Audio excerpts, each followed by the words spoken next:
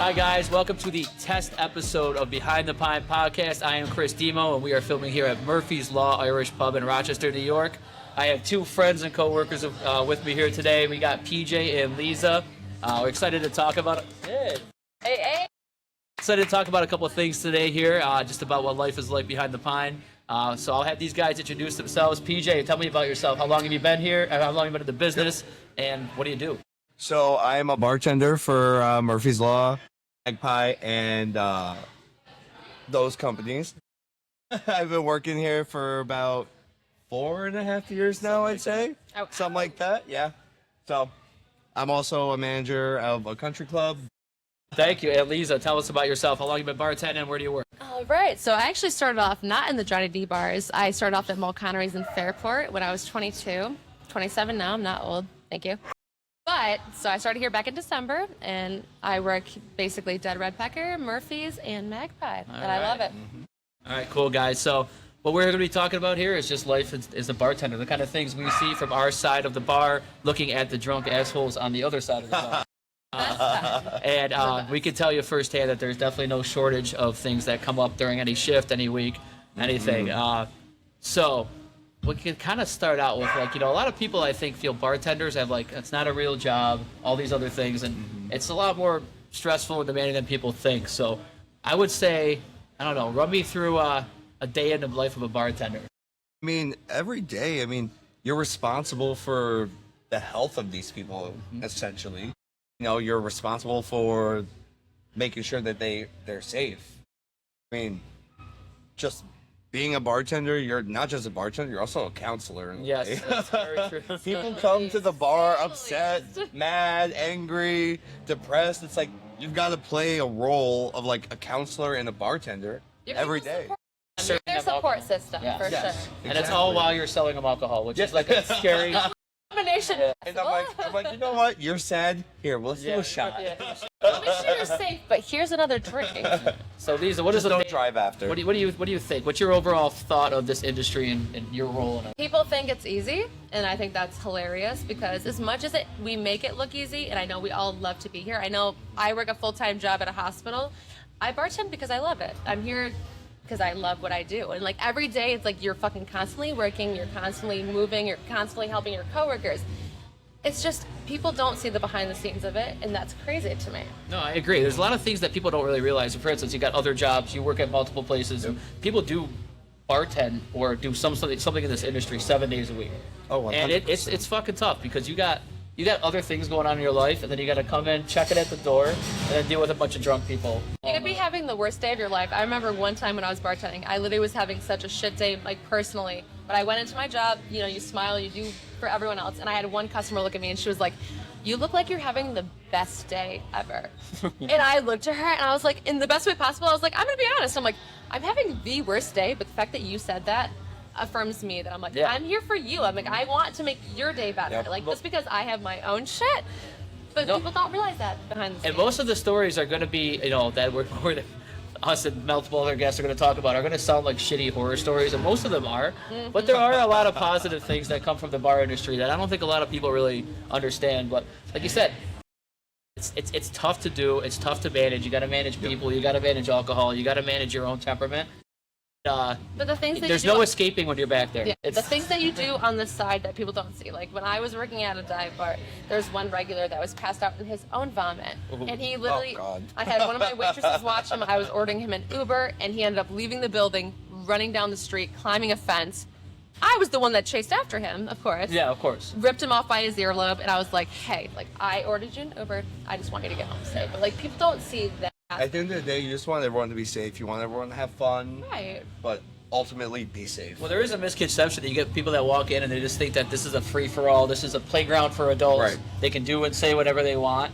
And, that's where being the guy, laying the fucking hammer down and just letting them know that I'm the man. Right, I'm in charge. I'm running the place. Yep. I'm in you charge. don't get to call the shots. I'm the one serving you drinks. I'm the one responsible at the end of the day. I love I know the owner comments. I'm like, oh, me too. He pays my paychecks. What? What? I know, it's crazy. It's crazy. So many people know the owner, but if you talk to the owner, they don't really know that many people. Right. And that's the exactly owner walks in. I'm like, oh, you know him? No. Okay. I've had. It's crazy what people do. And it's worse when, typically in my experience, not for Johnny D bars. Johnny D is the best fucking owner I've ever worked for because I worked for many owners. And they used to be the ones that would get their regulars drunk and then leave them for the bartenders to deal with. And I'm like, thank you for that. If you listen to podcasts, you guys are great. I'll show it to them. It's funny. That, I always thought it was kind of strange, like this weird obsession that like people have with like feeling connected to like, oh, I know this, but like there's some sort of weird social status. It's like it's the grown-up frat house. Yeah. Like, who do you know here? What did you pledge? I've been here since 08. Name 3 bartenders. Right, please. Before I give you your double for a single. No, and it's funny too because like now I've been bartending I think officially since like 2010 or 12, something like that. I don't know. I'm old. I don't forget. But like, God bless you, by the way. It's funny because the more people that, as I get older, they try to like name drop people. I'm like, we probably don't even know the same people, and you definitely don't know the people that I answer to. Yeah. If I don't know you, or like everyone's so quick to say, I'm a regular here.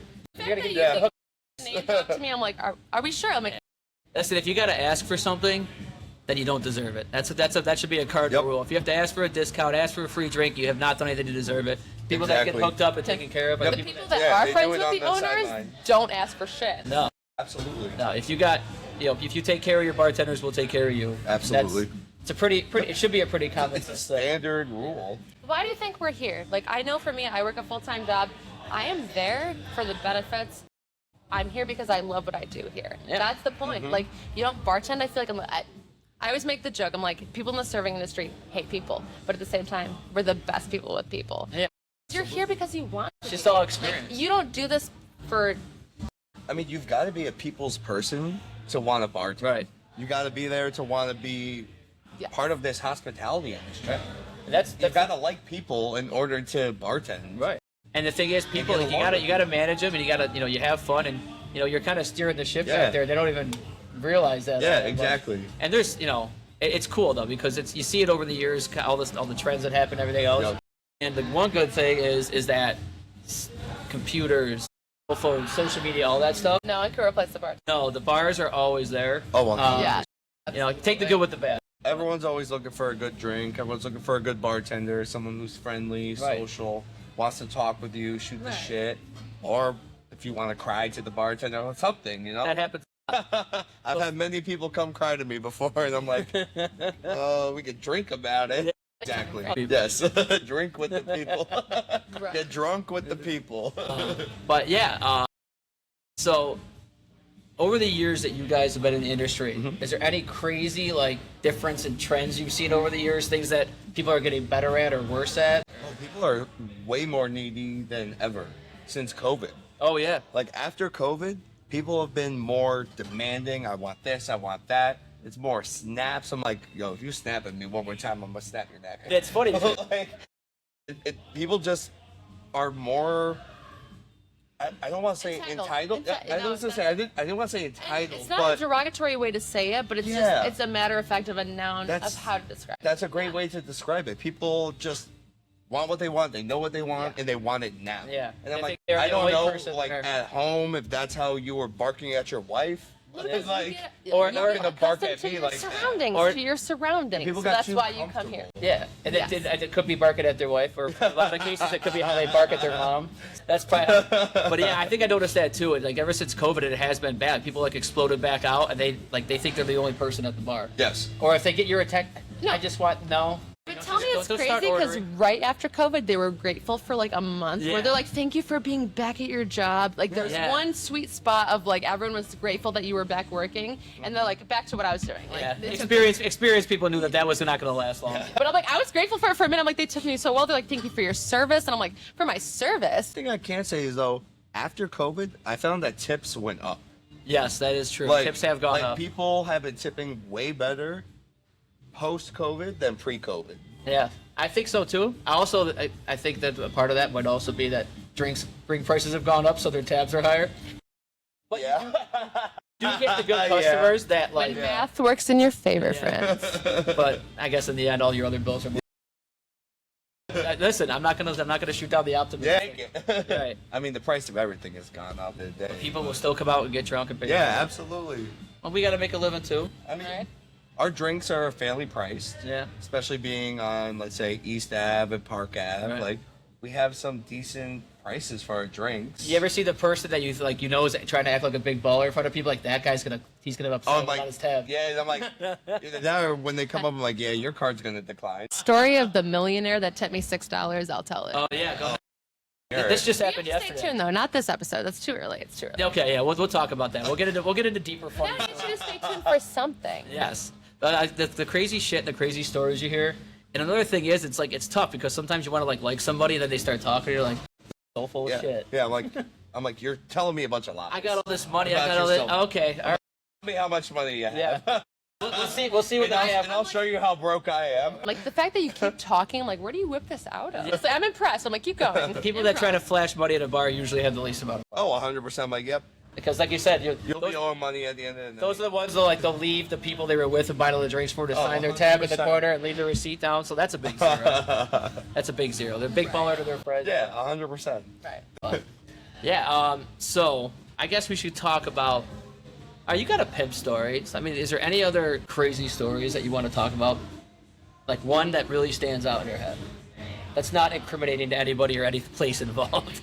My Yeah. owner, like my owner, and the same person that there was an incident that happened where I risked my life. There was a fire, ran through it, no big deal. But I'm like, he didn't even thank me for risking my 23-year-old life at that point. That was the first bar I ever Was worked. that when you stopped doing the medical exam and went for the firefighters exam? Yeah. That's rage quit. Rage quit.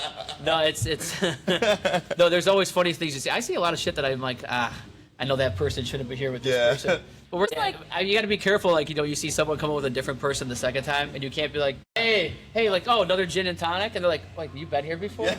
No. No. man, yeah, that's like a regular at Magpie. He comes to Shadow Lake. We used to every Wednesday because we had an early bird special. Right. His name is T. Each week. The fact that the he already kid- has a nickname speaks volumes. Oh, well, you would know who he is. Each week, he would come in on Wednesdays, and the kitchen staff would come out and be like, yo, every time we see him, he's with a new chick. And I'm like, that's just how T rolls. All right. Well, I don't know, man. You guys got anything else you want to add right now? After we're done, you could sit up here and talk the rest of the night if you want. Yeah, I mean, if Chris being is a lucky enough bartender to is like fucking let me awesome. come back. Absolutely. But also, you don't act like it's like your worst night. Like No. that's one thing about me. It's like you Put a wouldn't smile know that on. I was having the worst day of my life. Put a smile on, you get to see some familiar faces, you start But socializing. that's rare too, because like it's hard to be able to switch that shift on and off to be able to do that. Right. And I feel like people don't realize that. Like No. you literally could like go through the worst shit of your life and show up Right. for your shift. People think you're having the best day. Right. Like, It's oh, a you didn't big- start work till 6 p.m. It's like, yeah, I had a whole day before that. Right, exactly. You know, like I had shit going on. I didn't just.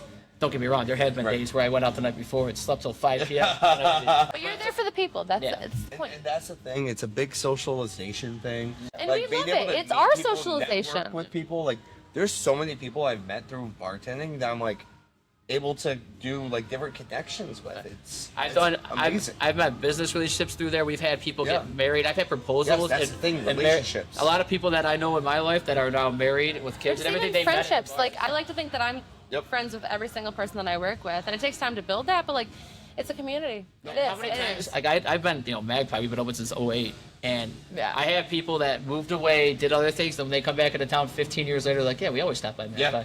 It's the place to be. Absolutely. Magpie's home base. It is. It is literally home base. You'll always catch me either working or on the other side. Yeah, that's the funny thing. That's another part of the That's another part of the culture is that when you go and you bartend, you're almost. It's an unspoken rule that you have to go visit your coworkers. Yep. You have to go visit your friends because they come do the same to you. And I love visiting. all You my wanna do coworkers. it. No matter what bar it is, whether it's here at Murphy's Law, whether it's Magpie, Deborah Pecker, Half Pint, like, I just love visiting coworkers. Yes. Because It's a you want to comfortable do it. environment. You want to. Yeah. You want to be Comfortable. there. You're not They there come support as an you. obligation. You're there because you want to support them. Always there's a extra sweet thing about a place where you're like, man, I was in the fucking weeds back there last night, Yep. wanted to kill myself, and I couldn't wait to come sit on this side of the bar. exactly.